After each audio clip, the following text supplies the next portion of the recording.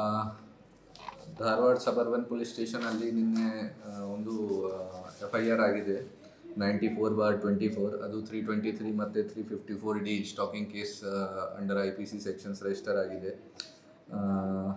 ಆ ಕೇಸಲ್ಲಿ actually Dharwad university ಒಳಗಡೆ ಇಬ್ಬರು ಜನ ಮಿಸ್ಕ್ರಿಯೆಂಟ್ಸ್ ಬೈಕಲ್ಲಿ ಹೋಗಿದ್ದಾರೆ.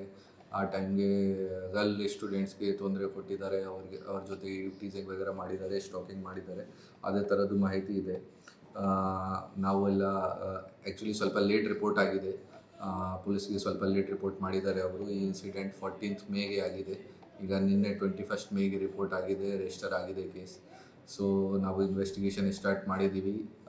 CCTV ಕ್ಯಾಮ್ರಾಸ್ದು ಫುಟೇಜ್ ಕಲೆಕ್ಟ್ ಮಾಡ್ತಾ ಇದ್ದೀವಿ, ಚೆಕ್ ಮಾಡೋಕ್ಕೆ ಯಾವ ವೆಹಿಕಲ್ ಯೂಸ್ ಆಗಿದೆ, ಯಾರು ಅಕ್ಯೂಸ್ಡ್ ಇದೆ, ಮತ್ತು ಸ್ಟೂಡೆಂಟ್ಸ್ ಜೊತೆ ಕೂಡ ಮಾತಾಡ್ತಾ ಇದ್ದೀವಿ. ಹೇಗೆ ಥರದ್ದು ಅವ್ರದ್ದು ಗೆಟಪ್ ಹೇಗೆ ಥರದ್ದು ಇದೆ, ಯಾವ ಬೈಕ್ ಯೂಸ್ ಮಾಡಿದ್ದಾರೆ.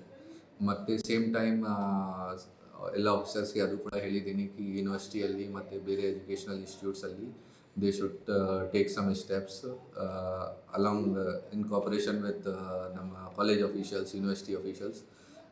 ಸ್ವಲ್ಪ ಸೆಕ್ಯೂರಿಟಿ ಶುಡ್ ಬಿ ಟೈಟನ್ಡ್. ಒಳಗಡೆ ಬರ್ತಾರೆ ಯೂನಿವರ್ಸಿಟಿಯಲ್ಲಿ, these people should be properly checked. ಅದು ಪೊಲೀಸಿಂದ ನಾವು ಕೂಡ ಕ್ರಮ ತಗೊಳ್ತೀವಿ, ಮತ್ತು ಯೂನಿವರ್ಸಿಟಿ ಸ್ಟಾಫ್ಗೆ, ಸೆಕ್ಯೂರಿಟಿ ಸ್ಟಾಫ್ಗೆ ಕೂಡ ಹೇಳಿದ್ದೀವಿ. So this process we have started.